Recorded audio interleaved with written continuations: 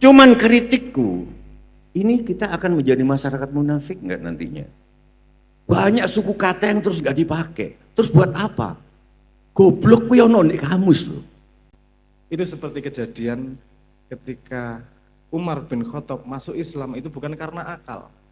Mendengarkan suara indah orang ngaji, tergetar, resonansi dalam hatinya. Tanpa tahu akalnya kenapa, tapi sudah masuk duluan.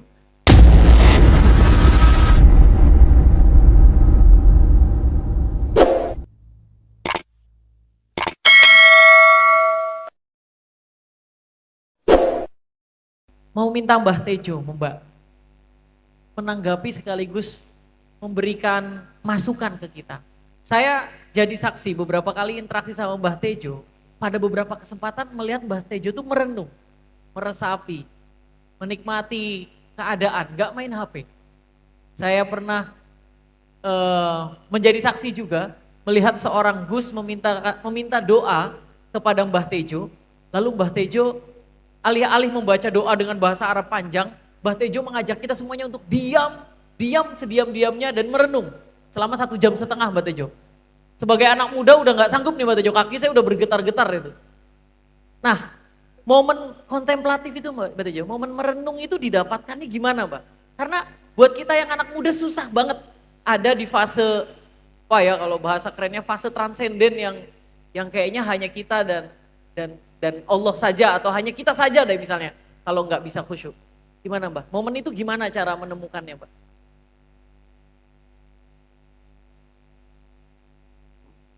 Ya, suwun Gus Romzi. Itu mungkin Gus Sakti ya, waktu yang minta didoain itu ya. Iya lupa, di Tulungagung ya. Itu sampai 1,5 jam. Serius.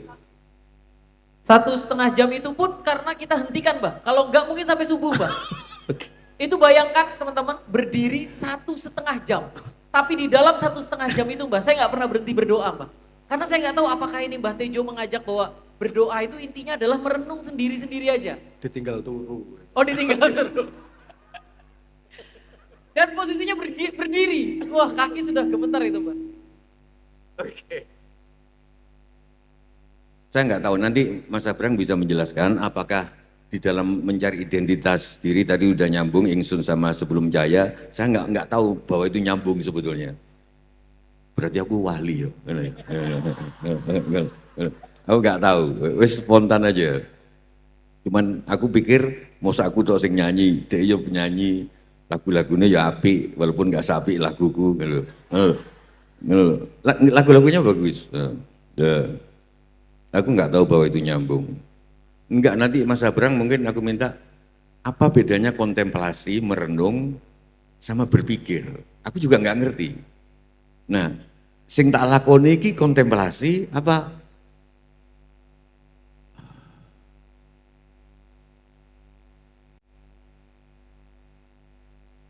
Tadi kalau ayat yang apa? Maryam 30-35 itu aku tertarik begitu dengar anak-anak Sudan baca itu.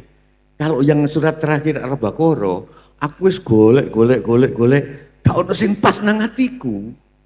Serius. Aku baru pas ketika aku nggawe dhewe.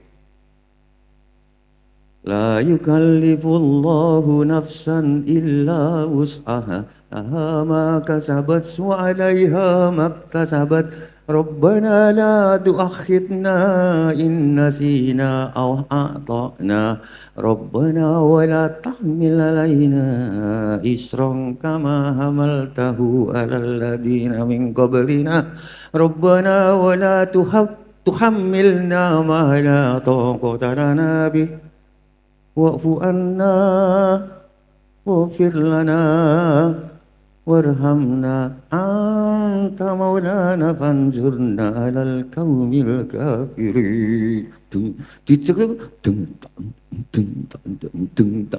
Di situ jadi oh gini tuh rasanya menghadapi orang kafir itu. Terus aku tanya, orang kafir itu apakah orang yang di luar Islam? Enggak. Dilarang menikah sama orang kafir itu artinya dilarang menikah juga sama sesama Islam yang kafir, yang tidak menjalankan syariat Islam. Terus aku ketemu Habib Hussein Ja'far, kafir itu korupsi itu termasuk kafir. Dia mengusulkan KPK itu bukan komisi pemberantasan korupsi, tapi komisi pemberantasan kekafiran. Loh, serius? Oh, dadi kafir kuwi do. Dadi fanzurna alal qaumil kafirin. Enggak sing wong agama enggak langsung gitu loh, Gus. Cocok sama melodi.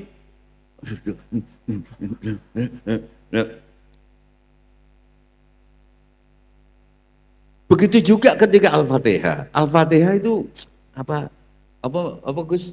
Iromo dalam Al-Qur'an itu yang ada itu. Bayati, terus apa lagi? Bayati apa mana?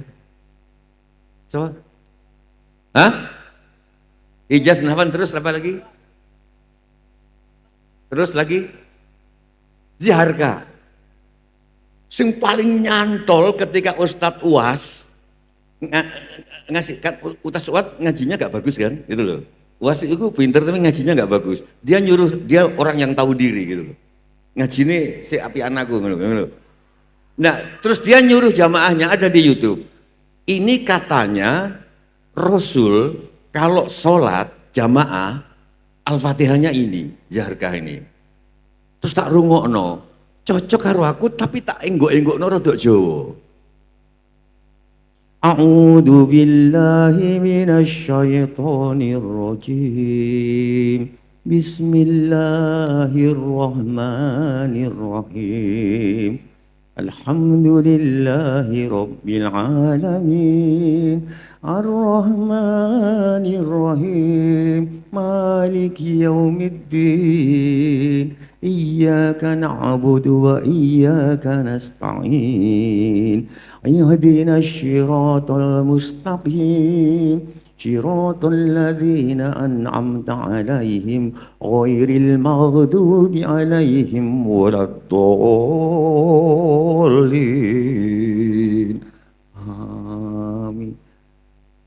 Wih, sepanjang jalan nek aku wih ronin main-main apa berbuat apa ronin terus dadi cedek sabrang dadi ke Inggris apa ron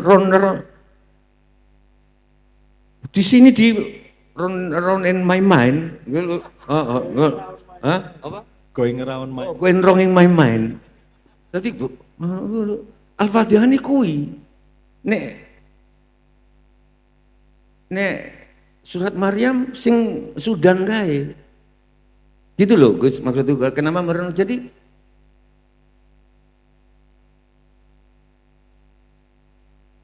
Soalnya jarene Gusti Allah itu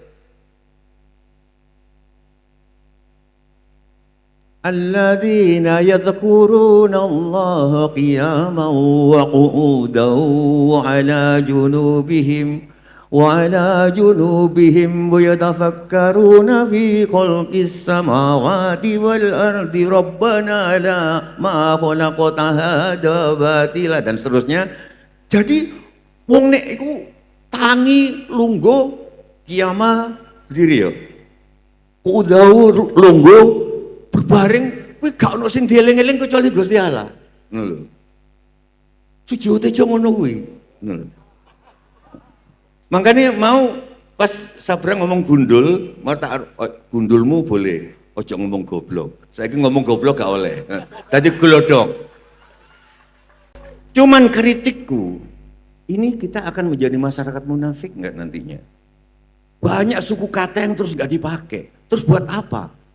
Goblok kuwi ono nek kamus loh. Terus gak tinggu. Kita diskusi. Hanya karena sekarang ngomong goblok sudah diganti glodok loh. Lu ki piye? Ngomong pelacur nggak boleh, diganti PSK. Padahal memang ada orang bermental pelacur. Itu diskusi lanjut.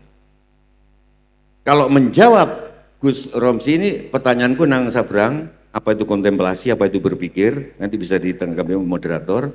Bagaimana dengan atas nama medsos, saiki goblok pakai bintang GO karena kasus Gus Miftah itu. Loh, ini lama-lama kita kehabisan suku kata loh. Untung tadi dia nyebut gundul. Gundulmu itu ya, ingat gak tadi? Nek bablas nang goblok. Sabrang MDP bilang goblok, dikutip sakmono sak viral. Tidak hanya Gus Miftah, gitu loh. Putranya Kiai besar MH Ainun Najib bilang goblok. Iya, enggak ini kalau aku renung-renung, aku kontemplasi, ini boleh, tapi apakah ini enggak bahaya? Iya, kenaikan harga disebut penyesuaian harga, iya kan? Terus aku merenung-renung lagi, Gus, tentang rezeki. Ternyata menurut Kiai sing meninggal, Kiai di Parangtritis koncone bapakmu, Kiai Muzamil, dia bilang, Mbah, saya sudah melihat baca Al-Quran, yang namanya rezeki itu bukan cuma harta.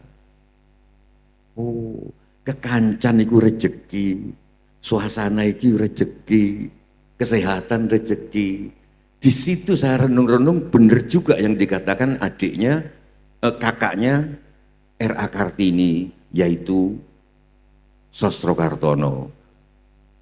Sugih tanpa bondo, digdaya tanpa haji.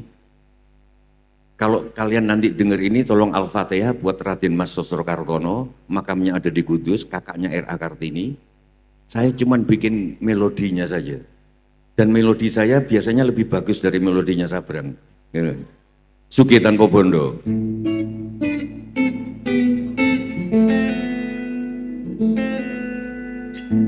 Sepi pamre, tepi anjre. Ini salah satu contoh zaman medsos, Gus Romsi. Lagu ini lebih bagus dari Sebelum Cahaya. Tapi gak ono sing melu, gak ono sing ngapal. Sing Sebelum Cahaya kabeh cangkeme buka. Berarti medsos itu nggak adil, lagu yang mestinya bagus nggak viral. Sebelum Cahaya viral. Yo aku tak nyanyi dhewe gak apa-apa. Sing tadi no nyanyi kabeh ibu-ibu iku. Langgeng, oh iku melu, tepuk tangan tanpa susah. Ono Brang, walaupun cuma satu.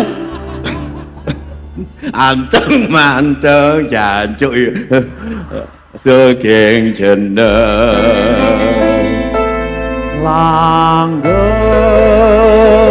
tanpa susah, tanpa seneng.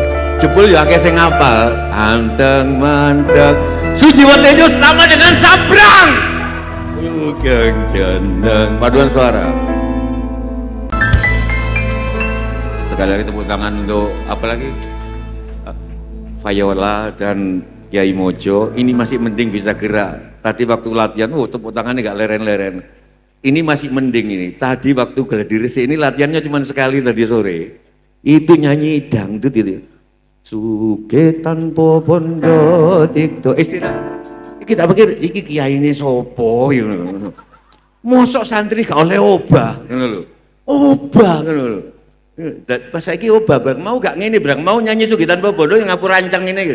Sugih tanpa lho ki apa iki Kiai Mojo kira.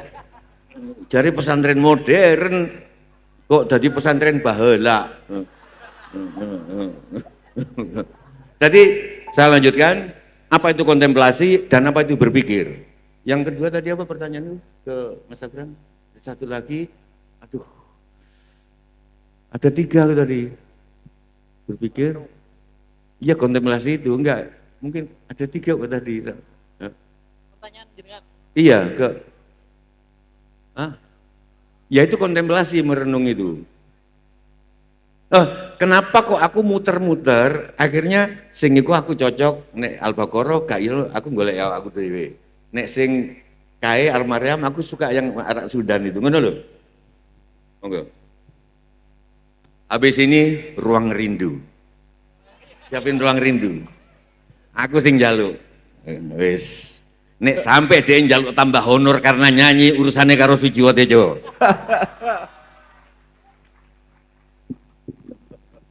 Itu ekspresi kegagahan yang mengandung konsekuensi loh Mbak.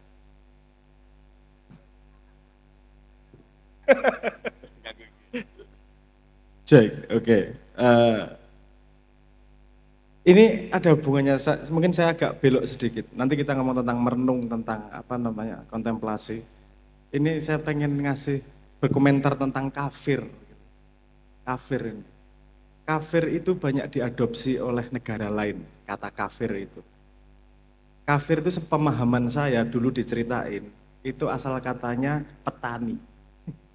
Petani itu kafir. Kenapa? Karena dia menutupi tanah dengan tetumbuhan. Jadi asal katanya menutupi konsepnya, sehingga menjadi bed cover. Kan kafir dari asal kata kafir itu cover, jadi artinya menutupi. Orang yang menutupi kebenaran itu adalah orang yang kafir. Tapi orang yang menutupi kebenaran itu dia sudah harus tahu yang namanya kebenaran. Kalau tidak tahu kebenaran tidak mungkin dia bisa menutupinya. Dan salah satu yang kita salah sangka adalah kebenaran itu selalu kebenaran objektif. Nah, saya ingin menyambungkan ke sini. Orang yang sering menutupi cahaya dalam dirinya, itulah orang-orang yang kafir. Tuhan selalu memberi cahaya kepada manusia, pakai hati dan resonansi. Ada konsep yang namanya istafti kolbak, ada konsep yang namanya fatwa hati. Itu cara Tuhan berbicara lewat apa? Lewat dunia spiritual. Nah, Mbah Tejo kira mungkin kafir menutupi piye, menutupi buruknya aja enggak, apalagi menutupi baiknya. Wis opo anane, orang yang opo anane itu enggak mungkin kafir karena dia tidak punya kemampuan untuk menutup-nutupi, walaupun kudu bayar aku akeh engko. Tidak bisa ditutup, tetap tutupi. Nah, itu jadi sangat menarik karena definisi kafir kita jadi sangat wantah. Tapi bukan konseptual. Jadi kalau kita ngomong menutupi, sangat banyak yang kita tutupi. Bahkan tidak berani melihat dirinya sendiri, itu bisa jadi kafir kecil. Karena dia menutupi keburukan dirinya dengan tidak melihat, mau melihat dan memperbaikinya. Nah, itu tadi kemudian salah satunya misalnya gini. Pernah nggak kita merasakan, kita pernah nggak mengalami sesuatu, mengerungoki sesuatu atau melihat sesuatu dan hatinya tiba-tiba tanpa tahu sebabnya, tapi ada getaran dalam hati. Istafti kolbak, hatinya itu beresonansi terhadap kebenaran yang perlu dia buka pada langkah itu. Itu seperti kejadian ketika Umar bin Khattab masuk Islam itu bukan karena akal. Mendengarkan suara indah orang ngaji, tergetar, resonansi dalam hatinya. Tanpa tahu akalnya kenapa, tapi sudah masuk duluan. Nah itu wong-wong yang hanya orang-orang yang mau membuka hatinya dan tidak menutup-nutupinya, itu yang lebih mampu bisa merasakan getaran tersebut. Nah misalnya Mbah Tejo connect sama ayat A atau connect sama ayat B, itu resonansi hatinya memang sedang pada posisi, sedang melewati anak tangga itu untuk menuju sesuatu yang lebih tinggi. Bukan berarti kepada Al-Baqarah nggak resonans, mungkin sekarang jalannya lewat pada posisi surat Maryam. Dan karena perjalanan setiap orang adalah pribadi, kita cuma perlu perhatian. Dengerin siapa kok ada, tiba-tiba gitu ya, ada resonansinya ya. Itu hati, istafti kolbak, sudah mendeteksi sebuah kebenaran yang berguna buat kita, tapi akal belum paham. Gunanya akal adalah, opo yo iki yo, apa ya ini tadi gitu. Karena hati jauh lebih ke depan dulu sebelum dipahami oleh akal. Seperti ini tadi, Roso sudah ngomong sebelum cahaya, akalnya gak paham apa-apa. Itu bukan karena idiot, tapi memang karena hatinya sudah ke depan duluan. Dan menurut saya tadi ketika ngomong goblok apa dan seterusnya, kita juga malas berpikir. Goblok itu gak apa-apa dipakai. Masalahnya adalah goblok itu ditujukan kepada satu orang. Untuk misuh dan misui kan ada bedanya. Paham nggak? Paham ya? Nek kayak misuh dewe asu mumet dasku. Kalau ada orang tersinggung, yo tersinggung kok dewe, mau aku misuh dewe kok. Kalau misui orang lain, itu ada konsekuensinya. Sehingga ada sebuah keadaan tertentu untuk sebuah kalimat itu pantas keluar. Kowe lagi kenal, piye su kabare, itu enggak pas. Bukan berarti kata asu enggak boleh. Tapi nek kowe karo kanca kentelmu, gimana kabarmu Dek hari ini? Dikaplok su cangkemmu kakean cangkem. Kenapa? Karena sudah akrab. Bahasanya berbeda, rangkulannya berbeda. Jadi karena kita malas, terus kemudian yang di-ban, yang nggak boleh adalah kata-katanya. Padahal situasinya yang membuat itu boleh atau tidak. Podo karo biyen kae lho sing aku guyu banget ki. Ada kejadian apa? Study tour terus bisnya kecelakaan. Terus usulannya kita hapus study tour. Iku lak uteke pekok to iku. Sing tak hapus study tournya tuh. Yang harus kau benerin adalah piye regulasi terhadap mobil, keamanan di jalan dan seterusnya loh. Terus kamu hanya karena satu kejadian, satu kegiatan yang sangat berguna namanya study tour dihapus hanya karena takut tabrakan mobil, sing diberesi mobilnya no. Itu cara berpikir kita yang malas memang. Saya kasih contoh lagi nih misalnya. Sebelum mobil diciptakan, tidak ada yang namanya tabrakan mobil. Ya toh? Ketika ada mobil, di jalan pakai mobil, terjadi yang namanya tabrakan mobil. Biar nggak ada tabrakan mobil, apakah kita hapus yang namanya mobil? Kok tau cara mikirnya ngono kuwi? Goblok tau cara mikirnya ngono kuwi? Potong buat Instagram, potong. Bagian ini potong. Potong. Ayo hubung Instagram. Nek ketemu aku tak bacok kowe. Aku Madura iki. Tenan iki. Aku soalnya seksine dia ngomong gitu ada konteks sebelumnya. Ini emang dicuplik ngomong ngono tok. Iku lho medsos. Iya. Asu tenan ngono.